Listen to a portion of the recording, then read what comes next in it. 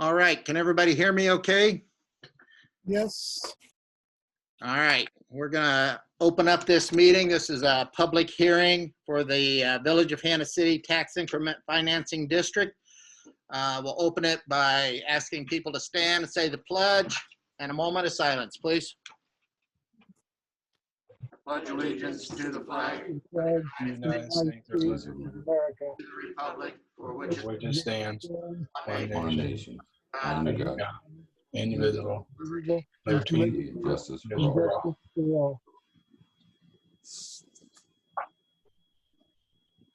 all. All right, you may be seated.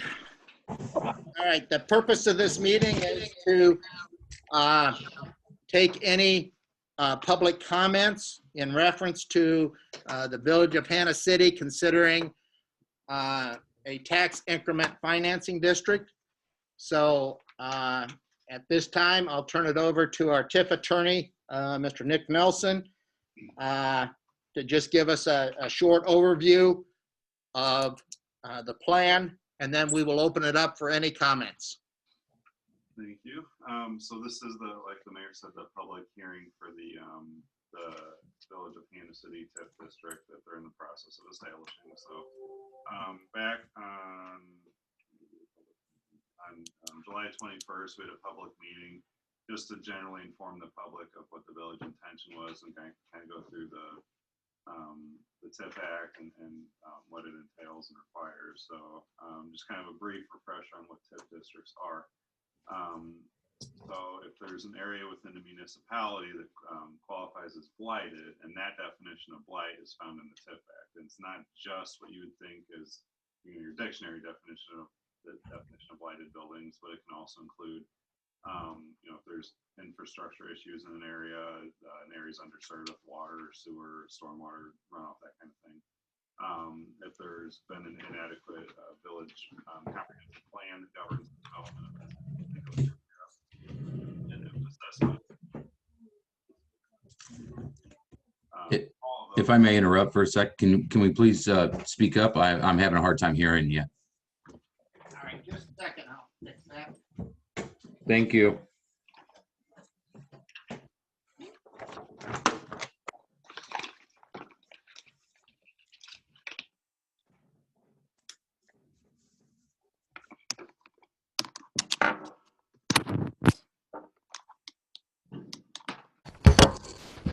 Is that better? Oh, perfect. Thank you. Now I'm blowing my eardrums out. Thank you. Okay. So once an area qualifies as blighted, and that does not mean that every single individual parcel in the TIF area needs to qualify, just that more parcels than not exhibit those characteristics that qualified as blighted under the TIF Act. So once you have that, you have a qualified area. The village is then in the middle of the process to establish that TIF district, and so kind of going through the timeline of where the village is at. So the first step in the process is to establish an interested parties registry. So anybody that has an interest in receiving direct mailings on the TIF district, stuff that otherwise wouldn't be mailed out. The village established that on June 16th. The mailing for the public meeting, the first public meeting that we had, was sent out on July 6th, and then that was for the meeting again that we had on July 21st. After that, on July 24th, our office submitted a draft of the TIF district redevelopment plan to the village, and that's what that plan is what we're gonna go through tonight. Then the village set a date for a public hearing, which we're doing tonight on August 4th. Mailings regarding this public hearing went out to all of the residents within the TIF district, and because we have 75 or more residential units, it went to everyone within a 750-foot boundary surrounding the TIF district. And then it went to all the affected taxing bodies as well. On August 26th, the village held a meeting of the Joint Review Board. The Joint Review Board is made up of all of the affected taxing bodies, primarily the school district, the county, township, the village itself. Community colleges are invited, and so the meeting that we have there is to go over the plan, and then the taxing bodies have a vote and it's an advisory vote only. And what they're voting on is not whether they think the TIF district is a good idea as a matter of policy, but whether the area does meet that blighting definition under the Act. And they vote on whether the village is following the proper statutory procedures to establish its TIF district. And so we held that meeting, and the Joint Review Board did vote that the village was following the proper steps and that the area does in fact qualify as blighted. Then for this public public hearing, there were two notices published, one on September 3rd and one on September 10th. And then after tonight, all that's left is for the village to approve to adopt the final ordinances for the TIF district. So, so going through the plan that we have now. First, we'll kind of go through the characteristics that qualify the area as blighted. So, depending on the type, whether the parcel is improved or vacant, there's a different set of qualifying criteria. So, there are a total of 529 parcels in this TIF district study area.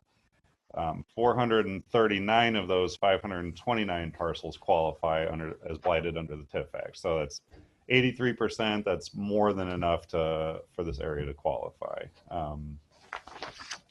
If we start with the improved parcels, again, that's any parcel that has some sort of structure on it. There are 465 improved parcels. 375 of those exhibited those blighting characteristics. And so depending on the age of the structure that's on the site will determine how many qualifying characteristics that site needs to qualify. So if the structures are 35 years of age or older, then we only need 3 characteristics. If it's newer than that, then we need 5.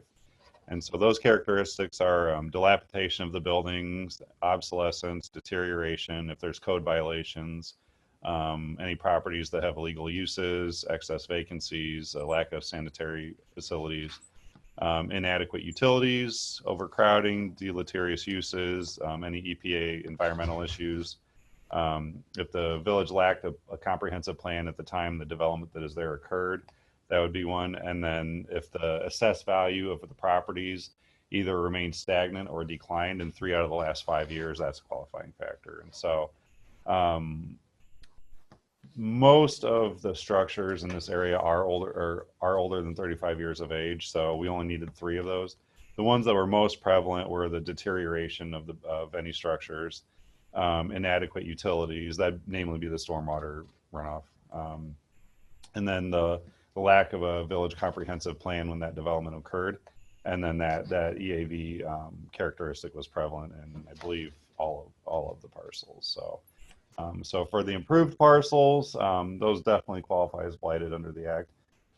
If we go look at the vacant parcels, there are 64 vacant parcels. All 64 of those qualify. Now, again, there's 2 sets of qualifying characteristics. If it has 2 of the following, a parcel qualifies. So if there's obsolete platting, diversity of ownership, tax delinquencies, deterioration of adjacent properties that have a structure, environmental issues, and then that same declining or static EAV. There were 3 characteristics that were prevalent: the obsolete platting, deterioration of adjacent properties, and then that EAV factor again was prevalent in every single one of the parcels. So we have the qualification under that set of characteristics. The next set of characteristics, you just need 1. And so the one that was the most prevalent was vacant parcels that are on an unused quarry mine or strip mine or former mine. 60 of the 64 parcels exist over former mining sites. So that was an automatic qualifier. So of all the parcels in the TIF district, most of them do qualify as blighted under the Act, whether improved or vacant. Now, the main purpose for the plan is to lay out the different types of projects that the village can undertake. So in order for the village to be able to spend money on a particular project, that type of project has to be provided for in the plan. So the plan lists out different public projects that the village can undertake and types of private projects that developers can undertake. And then there's an estimated cost for each type of project. So the cost for each line item project, they can be reallocated between the different projects, but the village cannot exceed the bottom line number of the cumulative estimated costs, plus an inflation factor. So if it gets to the point where in fears the village has generated a lot of revenue and they've spent a lot of money, and it looks like there's going to be, those dollars could be exceeded, the village would have to come back and do an amendment to the plan to increase that that number. And that'd be just like doing a new TIF district. There'd be a new public meeting, public hearing, meeting the taxing bodies, kind of like starting all over again. So not starting over the timeline, but just to be able to amend the plan in that way. And I will note now that TIF districts, they do exist. They last for 23 years. They can be legislatively extended for an additional 12 years. That has to be done in Springfield by the state legislature. Generally, in order to get that, though, just at the outset, you need every affected taxing body to basically show its support with a letter in order to be able to get that. So going through the projects. First, we got the public projects.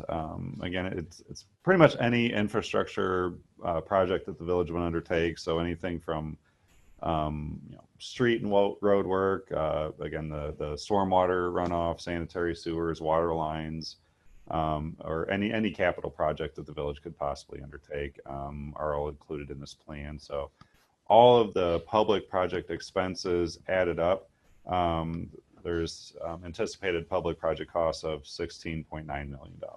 Again, not that that's going to happen, but if there's enough revenue, the village can spend up to that amount plus inflation on those types of costs. Then for the private costs, we generally have a pretty broad scope of projects that the village can undertake. It's a combination of commercial, convenience store, gas station, restaurant, motel, hotel type projects. Some residential projects can be undertaken, could be single family or townhome, or even a couple multifamily, and then some light industrial manufacturing projects could be undertaken. So there's estimated private project costs of $14.1 million in this plan. So again, can't exceed that total dollar amount plus an inflationary factor without coming back and amending the plan. So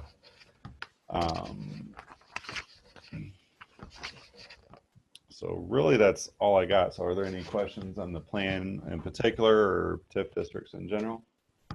All right, I'm going to unmute you if you have any questions.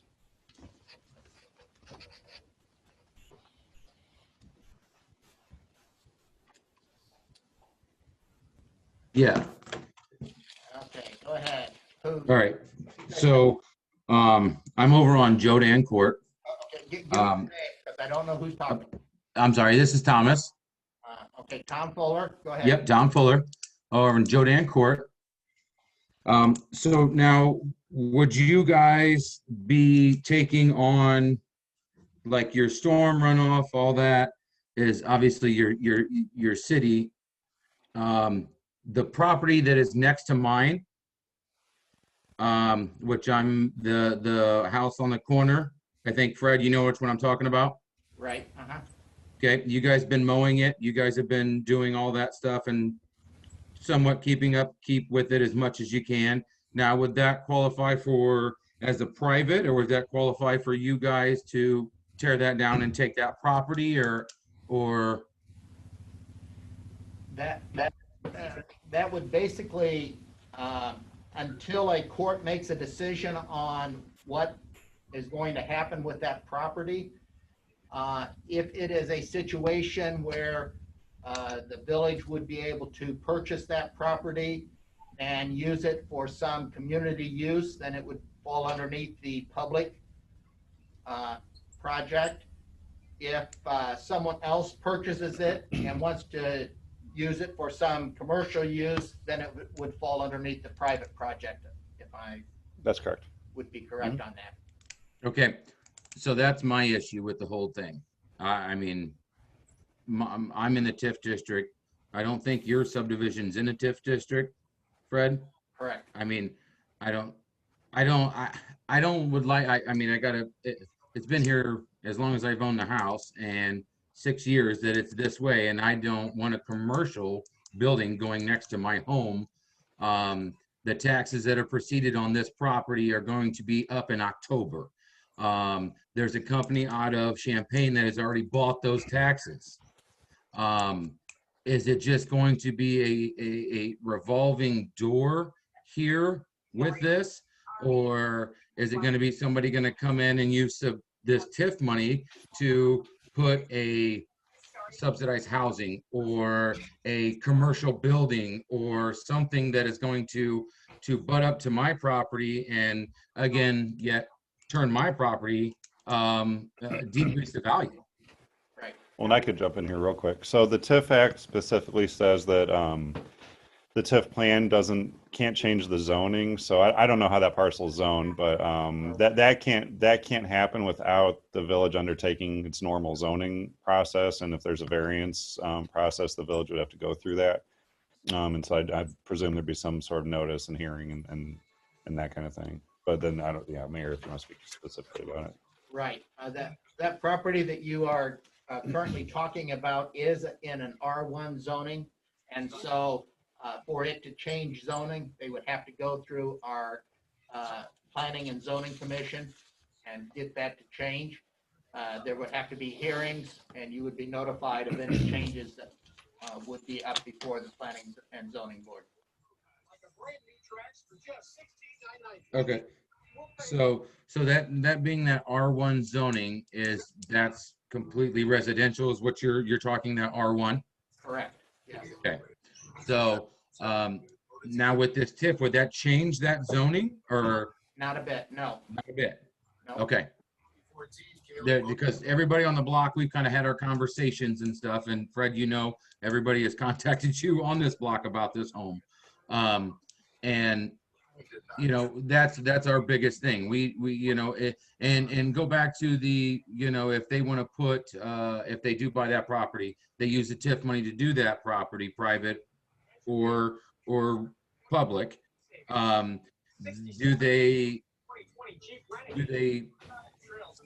they put, with it being R1, can they put a subsidized housing or a HUD housing or anything of that nature on that property? That's my question.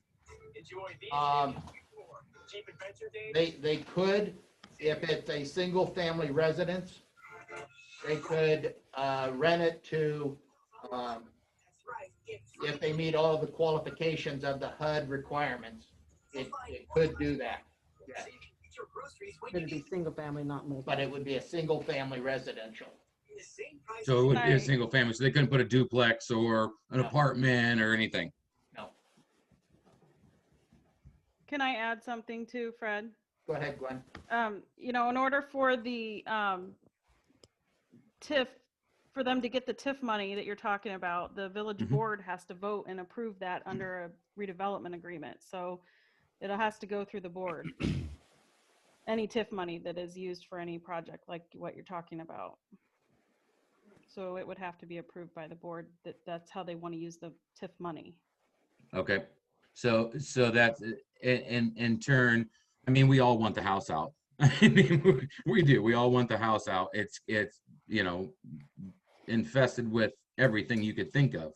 Right, and that's something that we have been working on. We're hoping to get that resolved by the end of the year, but I don't know if that's going to happen or not, but we're working on that. And I appreciate that very much, and so does our community here. It's getting to the point where it's just, now it's dilapidating so much that, they've got bees and wasps and, everything. The tree in the front yard is ready to fall over. And I want to go over and cut it down. I mean, we had that windstorm. The branches fell off into the street. We literally, me and two of the neighbors went over and cleaned up, cut up part of it, cleaned it all out of the road. My wife and I swept it all out so we can drive up and down the road. It's just like, it's getting to that point where everybody's, there with it. But again, we also want it out, but we also don't want this to be zoned commercial, for one, and two, we also don't want, to disgrace the neighborhood is where we're at with it, and putting something in that is not wanted. All right. Very good, thank you. Anyone Thank you. else have any comments on the TIF district?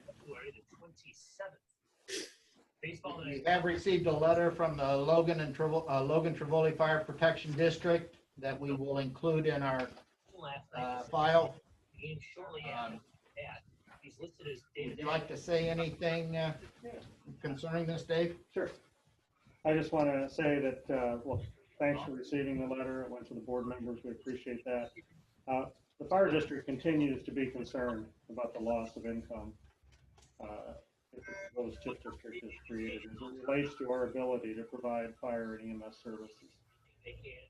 One of the biggest concerns is the vast land area of the TIF and the length of time that the TIF is being proposed. And we do appreciate you receiving the letter, and we would ask that you consider the points in the letter as you prepare to make your final vote. Thanks. Thank you. Any other comments in reference? I just got one more quick question. Go ahead. I missed the first meeting, sorry. So on this situation that we have, now if something, the TIF, say the TIF passes, and you guys do something in our R1 zoning in our area, what's it going to do with our property taxes? So your property taxes are a function of the tax rates levied by the taxing bodies times the assessed value of your house. Mhm. So the TIF district is not a separate tax. It will not cause your taxes to go up. The taxes that you pay would be the same regardless of whether you're in a TIF district or not. I will say this, I don't know how the county does its tax bills, but it is possible there's a separate line item on your tax bill. That is not a separate TIF tax. That's merely the reallocation of what would have otherwise gone to the taxing bodies, but it instead is going into the village's TIF fund. So the amount of tax you pay won't be any different. It's just where that money goes is what the difference will be. And usually that's going to mean that that almost always means that the value of your property went up if you have that TIF line on your tax bill. Well, and that was my question. So if we do take this house down and do something in ours, put sidewalks in, any of that nature, that's again, it's going to raise my property tax because you guys are doing something in case to change my taxes, correct? No, it'll As an update? No, your taxes will only go up if the tax rates levied by the taxing bodies go up, or if the valuation of your house goes up. So if your house is worth $100,000 and then just due to inflationary pressure goes up to $105,000, that $5,000 difference in value, the tax that's attributable to that $5,000 would go into the city's TIF fund, but it won't be as a direct result of the TIF district. Okay. So to me, that just I'm not understanding that if you're gonna improve our neighborhood, it's going to improve our property values, increase them with sidewalks or whatever that may be, and that you're saying that just goes to the line item that is set by the county, not directly into. No, I mean, if your house increases in value, that's good for you. Right. I mean, the TIF district can help, make it, kind of help the area. And so if that makes properties more valuable and due to that increase in valuation, your EAV rises, that's one thing, but it won't be directly because of the TIF district. It'll just be kind of a tangential benefit. But Okay. It's been my experience that doesn't usually happen in old existing residential neighborhoods. That usually only happens if you have a vibrant commercial corridor and you have a lot of businesses go in and the adjacent commercial properties, tend to go up in value if there starts to become less available for development. But usually in old existing residential neighborhoods, that just doesn't happen that often. And if it does happen, it's because there's just an increase in value overall in all of the residential neighborhoods. And that can happen in certain counties, depending on the assessors. Okay, thank you. Okay, just some housekeeping here. We've had a couple of people join us. Judy, could you unmute yourself and tell us your name, please? Judy Kim. I live on 3rd Street, Okay. 128 North 3rd. And I just wondered, about, someone had told me if you put in a TIF district, that it could lower your property values, but that doesn't sound like the case. It sounds like it, in the end, it could help you out on property value.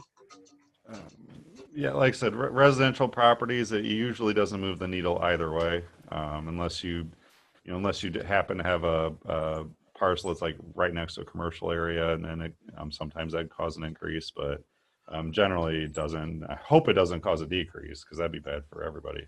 Yeah. Okay. Now, it's the way you talked, it didn't sound, it sounded like it could help, which would be nice. And that all these commercial buildings, if they went in, it sounds like the village board would vote on those and stuff and have control of that instead of someone just being able to come in and do what they wanted. Correct. And any projects would have to go through the village board. Okay. All right, we had someone else join us. It says the digital store. Could you unmute yourself and tell us your name, please?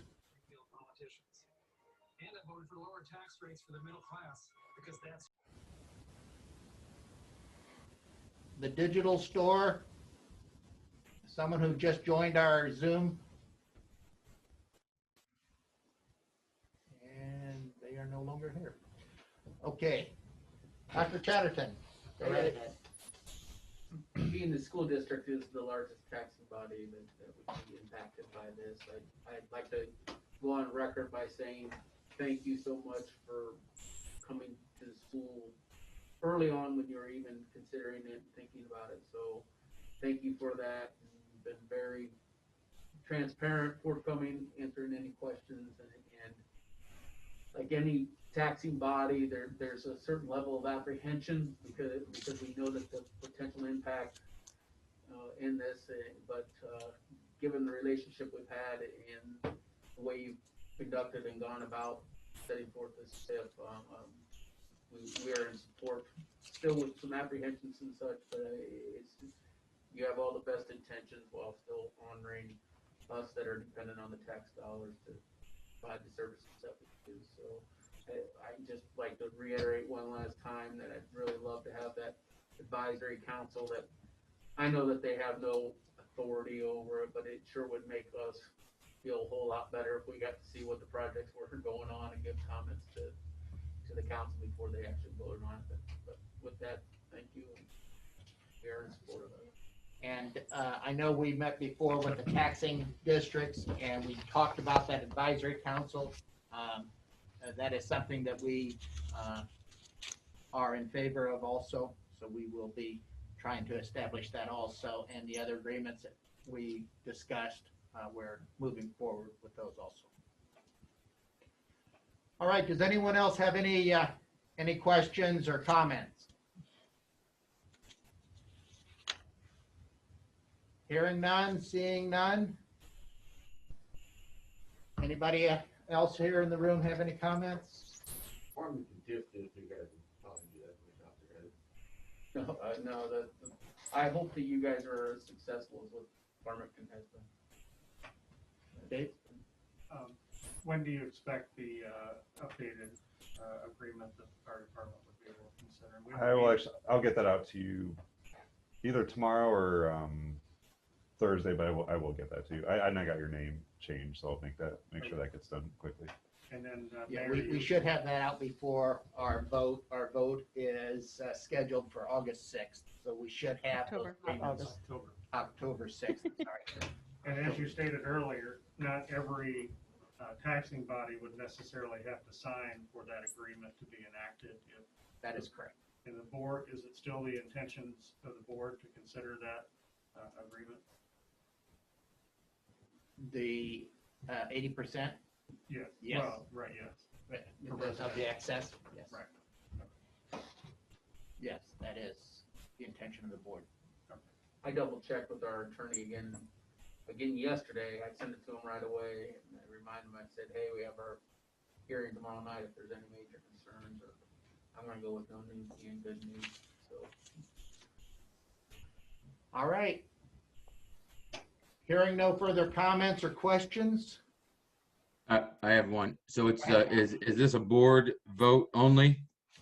Yes. Okay, thank you. Uh-huh. Any further comments? Hearing none, this meeting is adjourned.